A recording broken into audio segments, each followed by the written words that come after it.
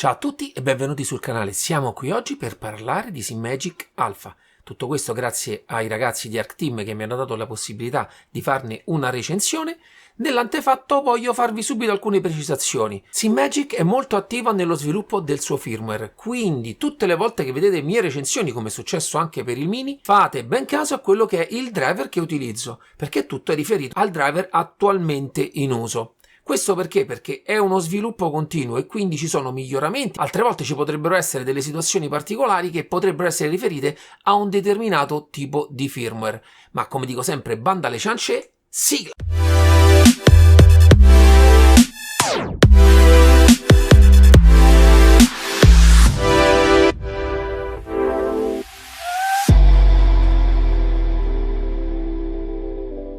Ciao a tutti e benvenuti sul canale, siamo qui oggi per parlare di Alpha, il volante di punta di casa SimMagic, volante da 15 Nm. Questo subito per farvi capire, per chi non conosce la serie SimMagic, di quale volante e di che categoria stiamo parlando. È un volante Direct Drive. Inizio subito a dirvi cosa trovate nella confezione. Naturalmente nel mio caso io l'ho testato con questo volante qui, ma potete sceglierne vari sul sito Direct Drive Italia. Non ve ne parlo particolarmente del volante perché uscirà, o non so se è già uscita, una recensione separata per parlarvene in maniera più dettagliata. Ma vediamo subito a capire cosa troverete all'interno della scatola. Iniziamo con il cavo USB.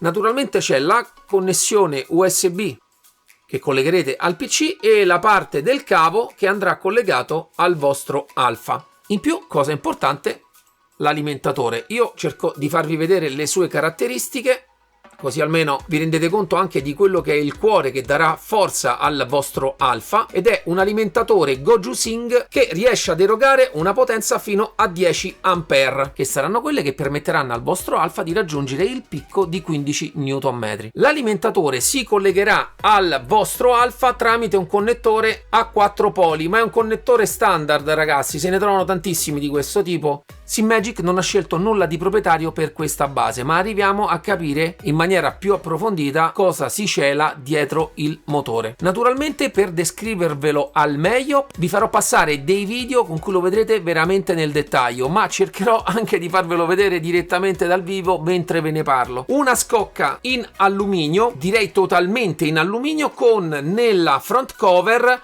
un inserto in carbonio. Dietro questo inserto si nasconde la scheda che permette la connessione wireless dei volanti. Tutto è veramente ben rifinito e ben costruito. Naturalmente, per chi ha visto già la recensione del Mini, a parte le dimensioni, parliamo di una struttura estetica praticamente identica nei due modelli. Questo naturalmente è un po' più pesante e un pochino più grande, ma è praticamente identico al suo fratello minore Mini. A livello di connessioni abbiamo da questa parte una connessione USB e una connessione di tipo telefonico. Queste servono sia per connettere alla base le varie periferiche, perché ad oggi l'ecosistema SimMagic conta e vanta anche pedaliere, cambi sequenziali e freno a mano.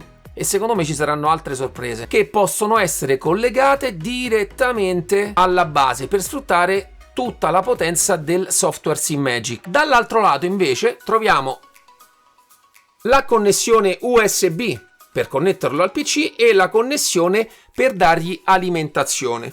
Tutto ben rifinito, esteticamente è ben fatto e nella parte sopra trovate anche serigrafata la scritta SimMagic Alpha. Ragazzi, al tatto si presenta bene, ma naturalmente la cosa importante, a parte l'estetica, bisogna vedere come funziona e come si comporta. Non manca poi il solito sistema di quick release che monta SimMagic, un sistema ottimo, l'ho trovato comodo e veloce, è un effettivo sistema quick release che viene utilizzato anche in auto vere, e i volanti che ho provato, perché mi è capitato la prima volta montai un volante formula, in questo caso mi hanno mandato un volante GT e entrambi si connettono alla base in maniera solida. Per quanto riguarda poi la possibilità di montare il nostro Alpha, abbiamo qui di lato due buchi filettati e anche sotto, quindi potrete scegliere di montarlo o con braccia laterali oppure le potrete montare direttamente attaccato sulla vostra base. Io ho una postazione in profilati autocostruita, non ho particolari basi, ma sono riuscito a montarlo in maniera semplice, quindi penso che nessuno possa avere problemi. Naturalmente È possibile acquistare anche delle staffe laterali proprio da SIMAGIC, quindi valutate con la vostra postazione le varie possibilità che avete di montarlo, anche se volete avere la possibilità di inclinarlo. E quindi probabilmente potrebbero esservi utili anche le staffe laterali. Ma ragazzi, adesso lo poso e entriamo un pochino più nel dettaglio di questo motore. Arriviamo adesso a parlare di quelle che sono le caratteristiche tecniche della base Alfa. Parliamo di un motore direct drive di tipo servo che sviluppa 15 Nm di forza, un quantitativo quindi di coppia a mio avviso sufficiente per coinvolgere il guidatore in un'esperienza di alto livello. Un altro punto importante che ogni volta analizzo di questi motori è l'encodere. In questo caso, come il fratello minore Mini, utilizza una sorta di sensore di Hall che riesce a tenere il conto di poco più di 260.000 punti. A mio avviso ad oggi, anche in questo caso, sono un po' pochi. A mio avviso ad oggi ne preferirei un pochino di più, perché per quanto riguarda i passi dell'encoder sono molto importanti per quanto riguarda lo sviluppo dei filtri e come il motore e il simulatore riescono a comunicare tra loro e per avere la massima precisione di dove si trova in quel momento e quindi riflettere tutte le volte tutti i calcoli della fisica. Naturalmente faccio questa precisazione perché ho provato quasi tutte le basi che ci sono nel mercato, ma naturalmente dipende sempre da quale volante voi avete guidato in precedenza. Per chiunque possa avere un volante a cinghia o a ingranaggi, il tipo di balzo in avanti è totale. Naturalmente non si accorgerà di nulla di questi discorsi che io sto facendo, che vanno un pochino a toccare dei discorsi di attenzione che uno deve avere sulle mani per arrivare a percepire queste cose. E altra cosa, devo ammettere che probabilmente poi durante la guida, quando sarete assuefatti soprattutto dalla gara, né del volante né della pedaliera andrete a vedere proprio gli aspetti più minuziosi, per quanto per esempio io faccio parte di una categoria in cui va sempre a guardare sempre il pelo nell'uovo in tutte le cose, e quindi è giusto secondo me distinguere tutte le volte bene le categorie di possibili utenti che potrebbero acquistare o meno determinati tipi di volanti. Quale pulsante di Alfa? Una scheda controllo con 3 CPU che riescano ad offrire un controllo della simulazione di alto livello. Ci dicono poi gli ingegneri di SIMAGIC che utilizzano una sorta di intelligenza artificiale anche per enfatizzare ad andare a controllare in un modo diverso quelli che sono gli aspetti della fisica dei vari giochi e, a detta loro, migliorarli in alcuni aspetti. Tutto questo grazie a uno slider all'interno del loro software che si chiama Suspension, con cui vanno proprio ad enfatizzare alcuni aspetti dei vari simulatori. Naturalmente ve ne parlerò in maniera più dettagliata quando vi parlerò proprio del loro software, ma tutta questa potenza di calcolo fa presagire anche possibilità future, soprattutto sullo sviluppo che avrà questo software con i vari simulatori e probabilmente nuove funzioni che si possono aggiungere per migliorare ancora di più l'esperienza e probabilmente anche la longevità dei prodotti Alfa e Alfa Mini, perché anche il piccolo gode dello stesso sistema di scheda con le 3 CPU, quindi molta potenza di calcolo per gestire al meglio i calcoli di simulazione, i calcoli di force feedback dei nostri simulatori. Un altro aspetto che io poi spesso vado a guardare di questi volanti è la scioglievolezza del mozzo, e vediamo subito. In questo caso trovo che la parte di cogging sia minima, si sente pochissimo, ma una volta acceso sparisce quasi completamente. Molto meglio del suo fratello minore Alfa, anche se questo è un motore un pochino più grande. Ma la vera efficacia di una base va vista anche in funzione del software, e qui i ragazzi di SIMAGIC hanno fatto molti passi in avanti rispetto anche alla prima volta che l'avevo avuto in mano. E ragazzi, infatti siamo proprio qui oggi a parlarne perché ho trovato buono il comportamento di questa base con tutti i simulatori che ho provato. Ma andiamo un attimino a vedere un pochino più del dettaglio quello che è il suo software, e ho fatto un video per voi. Eccoci quindi all'Alfa Manager. Ragazzi, faccio subito una premessa: ogni volta che faccio una recensione controllate sempre la versione che voi avete del firmware, perché naturalmente io parlo in funzione del firmware che sto provando in questo momento, ed è il 6054. Già che ci siamo, questa è la terza schermata dell'Alfa Manager, dove potete vedere tutte quante le informazioni riguardanti il vostro Alfa e dove potrete scegliere il canale per gestire il canale wifi del vostro volante. In più, nella parte sotto, tramite lo slider Limit Hardness, sceglierete la durezza con cui vorrete che vi arriverà il bump stop. Ma arriviamo alle pagine quelle un pochino più importanti, ed è la prima, Mechanical Setting. Qui potrete gestire la forza totale del vostro Alfa. Io vi dico, nel mio caso riesco tranquillamente a utilizzarlo al 100%, però questa gestitela voi come più vi piace. Per quanto riguarda lo smooth level, in questo firmware qui ancora lavora come filtro passa alto, cioè serve per levare un po' di sporcatura che può esserci nel segnale force feedback.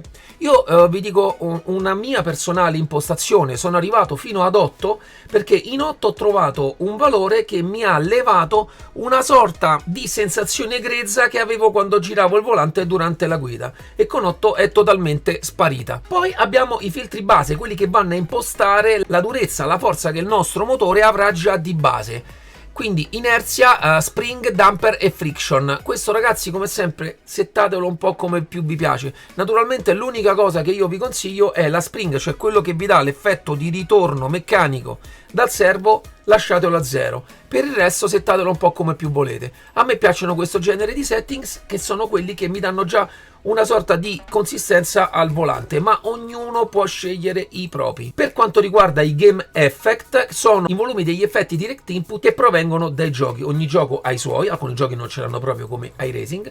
Io per esempio questo dettaglio lo utilizzo per assetto corsa e assetto corsa competizione, abbassando soltanto di poco il damping, che è l'unico effetto che questi due giochi utilizzano. Nella parte destra invece dello schermo vedrete, avete una sorta di contachilometri, io lo chiamo così, che vi segnala a quanti gradi state girando in quel momento lo sterzo. Sotto potrete scegliere gli angoli di grado dello sterzo stesso, e sotto, a prescindere dai gradi di angolo che avrete scelto, potrete scegliere di avere dei bump stop, cioè quindi far fermare il volante meccanicamente anche prima. Questo magari per giochi come assetto corsa, che non hanno un bump stop fatto diciamo molto bene, quello del gioco, potete utilizzare quello del vostro Alpha Manager, che sarà perfetto. Nella parte sotto troviamo Vehicle Settings. Allora, per quanto riguarda il wheel speed, è praticamente quasi una duplicazione di quelli che sono i filtri dall'altra parte, secondo la visione di SimMagic. Io il mio consiglio è lasciarlo a 100. 100 significa un volante neutro, scevro da altri settaggi, perché tanto ve li andrete a regolare in maniera manuale più specifica da soli nella parte sinistra del vostro Alpha Manager. Per quanto riguarda Suspension, invece, è un valore che va un pochino, secondo l'algoritmo di SimMagic, ad enfatizzare alcuni effetti che avete dalla strada e dalla guida. Personalmente non amo aggiungere troppe cose rispetto a quello che è al segnale puro che viene dal gioco. Ho trovato il mio valore personale in 1, ma anche qui sperimentate, ragazzi, più sperimentate più troverete quello che più vi piace. Arriviamo adesso alla seconda schermata, che è quella che vi consente di andare a provare e controllare che tutti i pulsanti del vostro volante, della vostra pedaliera o del vostro cambio sequenziale, se l'avrete montati, che tutto funzioni in maniera corretta, e potrete settare anche minimo e massimo per quanto riguarda la pedaliera ed altre periferiche che verranno in seguito da parte di SimMagic. La terza schermata già ve l'ho spiegata, ma non vi ho detto che nella parte destra c'è System State, che è quello che vi fa capire che tutto il sistema sta funzionando nella maniera più corretta, e magari aiuterà SimMagic nel caso abbiate bisogno di un'assistenza per capire dov'è l'errore. Nell'ultima pagina abbiamo la possibilità di andare a fare i vari aggiornamenti su quello che è il firmware del nostro SimMagic, ma naturalmente qui è tutto molto semplice. Andate a scegliere il file che volete caricare e poi fate download e verrà inserito. Io vi consiglio, una volta fatta questa procedura, andare a spegnere e riaccendere il vostro Alpha, in modo che verrà caricato in maniera corretta il nuovo firmware. E ragazzi, penso di avervi detto tutto. Poi il mio consiglio, come sempre, sperimentate, sperimentate, sperimentate.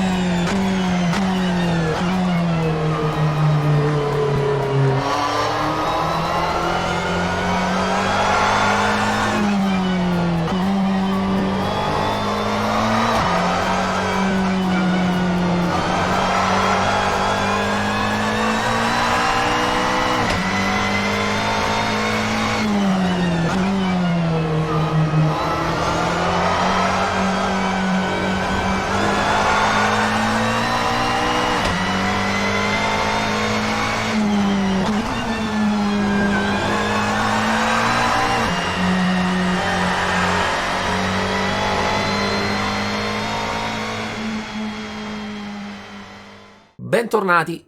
Come dico sempre, queste sono le mie impostazioni, non vanno prese alla lettera, oppure provate a prenderle alla lettera e poi trovate la vostra strada. Questo perché io faccio parte di un'utenza a cui piace il servo il più neutro possibile, cercando di dare soltanto una sorta di iniziale sensazione che a me piace e poi lascio fare tutto ai software che utilizzo per apprezzare al meglio la fisica delle diverse simulazioni. Ma naturalmente sta anche a voi cercare di trovare qual è la vostra strada, qual è il vostro settaggio che vi fa sfruttare al meglio la base SimMagic Alpha. Io, sempre per il mio gusto personale e per le forze con cui sono abituato giornalmente a giocare, l'ho utilizzato sempre al 100% e faccio parte di quell'utenza che avrebbe voluto anche un pelino di più aumentare. Naturalmente anche in alcuni giochi ho aumentato un pochino anche la forza nel gioco, non entrando mai in zona esagerata clipping, ma comunque una forza un pochino più sostenuta, perché ragazzi, i dettagli si nascondono nella forza. Naturalmente la connessione Direct Drive ve ne darà già di suo molti di più rispetto a qualsiasi altra base avrete guidato fino ad oggi, ma poi piano piano scoprirete che più alzate i volumi e più i dettagli cominciano a diventare cristallini.